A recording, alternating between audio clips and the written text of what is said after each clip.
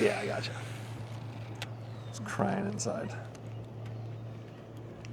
Oh, that's a fish. Yeah, buddy. Oh,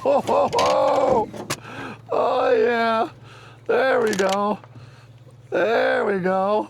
Try to bring it over here. Try to bring it over here. Oh boy. Oh boy. Oh boy. Oh boy. Oh yeah. Oh, that's a good one. Try to bring it to the side. I'm just trying to bring it in, Henry. It's fighting, man. I can see. Oh. Oh, nice. Yes, there we go. Yes. Woo. How the heck? I snagged that dude. Barely got him. What the heck? Big fish too. I literally snagged him. He must have bit it.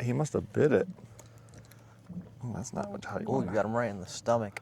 Yeah, here, Luke. I don't even want to hold my rod, but let me get the. He's not a happy guy right now. I just want to get this off of him. There we go. Oh, that's a nice one right there, huh? I love fishing Portage Lake. It's got such a good bass population. We almost always catch 4 or 5 bass. 2 or 3 of us in the boat, we're all having a good time. Everyone's catching fish.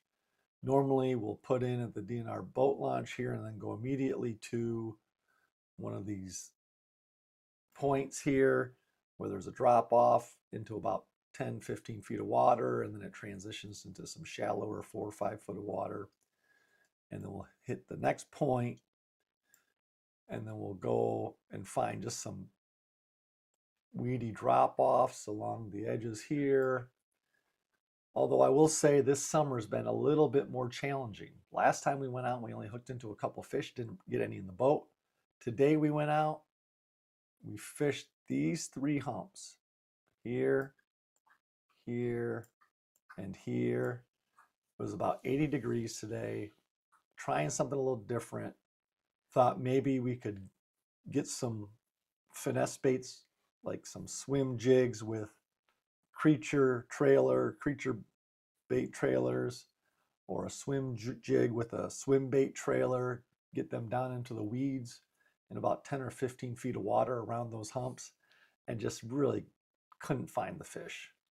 And then we fished along this shoreline here, still didn't have any luck with those baits, tried some deep diving crankbaits. And then once we got to this back area here, our tried and true on this lake is a blue and white jerkbait or a brown and white jerkbait. And I threw that jerkbait out there and caught a fish immediately. And I thought, man, normally we're fishing jerkbaits in the spring and early summer.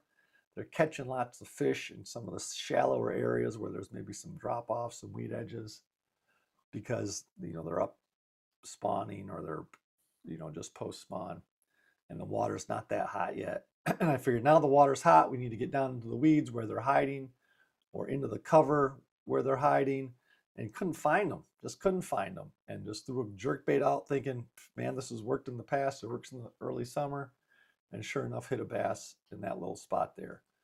Then along here we always catch something, but it's small. We always catch a rock bass or a smallmouth, a tiny smallmouth, or just smaller largemouth. And we did today. We caught bluegill and a smaller size smallmouth. And then after that, we finished up and went home. But another reason I like this lake is right by the boat launch here, there's a bridge. And you take the boat under the bridge and you can go right down the Huron River. And there's a handful of little restaurants right here. And we had some pizza at Riverside Pizza today. It was delicious.